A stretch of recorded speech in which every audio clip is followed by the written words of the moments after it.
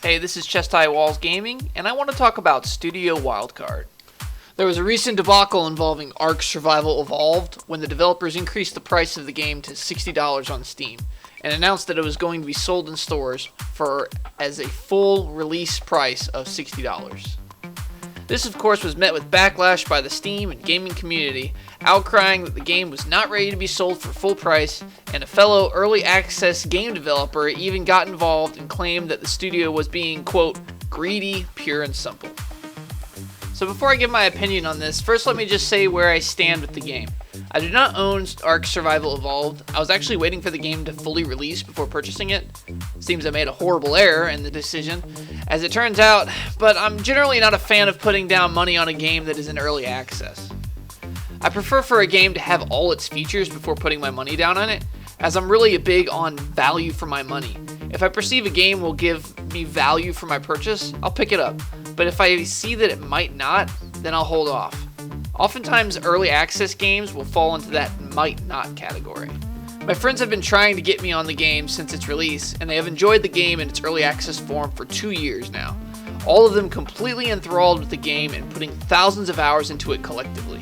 In fact, this seems to be the case for most people who pick up the game, as the game is regularly in the top 10 games played weekly on Steam. Not only that, but the game has consistently kept tens of thousands of players regularly playing daily throughout its entire 2-year lifespan. It seems my initial gut reaction that I might not get value from the game was horribly, horribly wrong.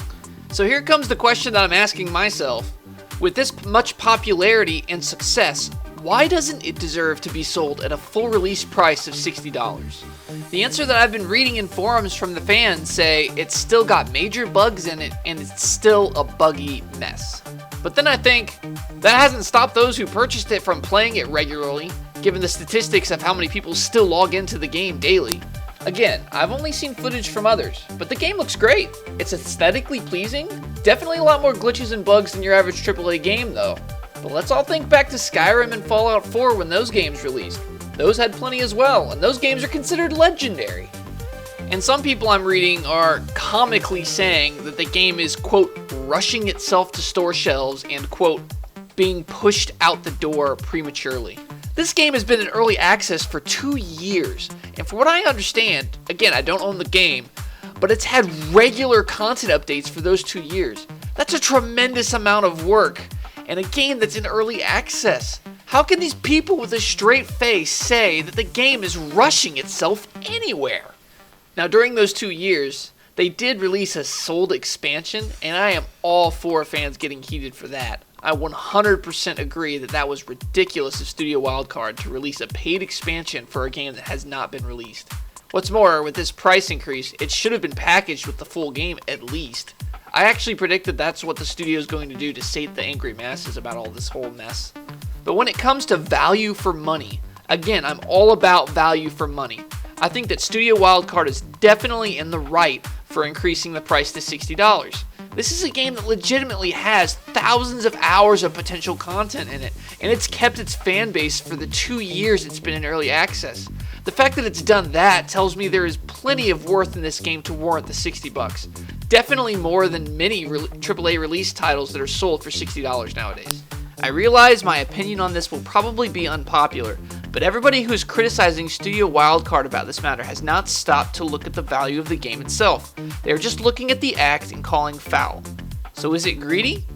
Even though the game is worth $60 doesn't mean that the studio isn't in the clear. They have been getting by just fine selling it for $30 or even lower with sales and such. They could have most likely gone by just fine keeping the price for the launch too.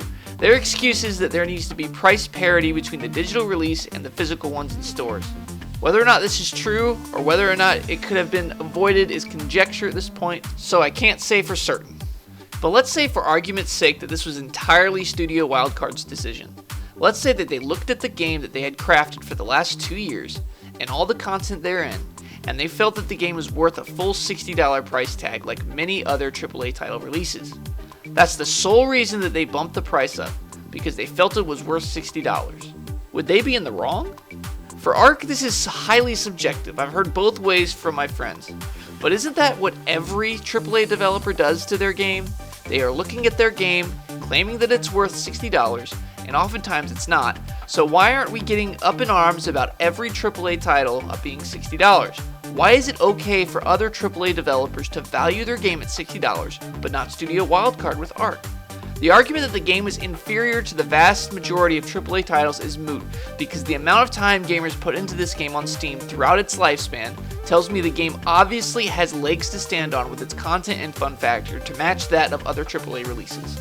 Another argument that would be made is that the game has been out and playable for 2 years. AAA release title games diminish price within 2 years to fractions of their release prices. This game has been in early access for 2 years. It has not been released for 2 years. I honestly was under the impression that this was what early access actually meant, that the game was eventually going to get a full retail launch at a full retail price. That was the entire concept of a game in early access. It would be sold at lower price as a reward to its backers, so they didn't have to pay full retail price at launch. It seems reasonable to me that a game in its early access would sell for cheaper than the game in its final version when it actually is released. This is where Studio Wildcard really messed up. I'm convinced that it was their intention the whole time to push the price to $60 when it released. They just failed miserably to communicate their intentions with their fans. For that, they deserve what they are getting. It's just a shame that much of the backlash is, to me, misguided. Now, earlier in the video, I said that I don't purchase early release titles, that I kept from picking up ARK because it was an early access title, and I don't put money on early access titles. Well, I'm going to be covering Fortnite when it releases in early access less than a week from now, and I just want to say why I'm choosing now to put money on an early access release. The difference between Fortnite's early access launch and other games that have launched in early access, such as the Mini on Steam, is twofold. The first difference is that this is from a AAA developer that I have trusted with my money in the past, and they have not disappointed. The second and more important difference is this game is getting a retail launch. That is to say, a boxed copy launch with its early access release. As far as I'm concerned, if a game has released a boxed copy of itself in stores, it's officially released. But what cements that thought even more is the game will be monetized with an online store selling currency called V-Bucks in it. An early access title that's fully ready to take my credit card digits. So if Epic Games is releasing a product in this fashion, they are telling me that the game is ready to be fully criticized for all its merits and failings. And if it's ready for that, then that also tells me that Epic Games is confident in their product, which means I believe that the game will be worth the money I put down on it. Okay, let the hate-filled, anger-driven comments commence. I must be completely insane speaking out for the price increase of ARK. This is the internet. God knows the Pandora's box I've unleashed on myself. I am fully prepared for it though. Bring on the comments. Let me know how much you hate my guts for having an opinion that isn't conforming to the opinions of everybody else. I do hope that at least some of you can see the point I'm trying to make and show some mercy in the comments. But I welcome all comments, so don't be shy. Give me a like, or more likely, a dislike, and subscribe for more completely batshit insane points of view.